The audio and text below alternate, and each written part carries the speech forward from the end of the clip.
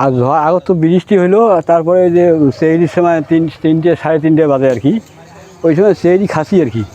খাওয়ার পরে মানে দেওয়াটা 2 বার ডাকার পরে এই যে বাতাসের সাথে এই গাছ এই ঘর পড়ে গেল, মানুষও মারা যাওয়ার ধরছিল, কোনো মতো ঘর তো ছাড়িয়ে পালাছে। এই জমিতে থাকি কেন, আমাদের জমা জমি নেই, আর মাইসের একটু আশ্রয় নিয়ে আসি, সেও তো ঘর দর ভাঙি গেল।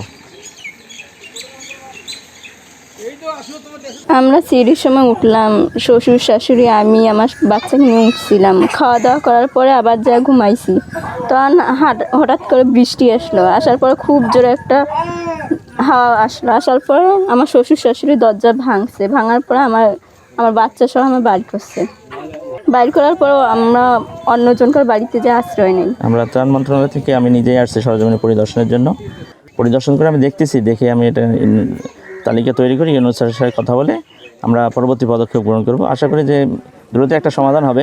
পাশাপাশি আমরা এই মুহূর্তে আমরা ত্রাণ কার্য দেওয়ার জন্য আমরা শুকনো খাবারের একটা ব্যবস্থা করব। এখনও ওইভাবে আইডেন্টিফাই করা হয়নি, পরিদর্শন করা শেষ হলে বুঝতে পারবো।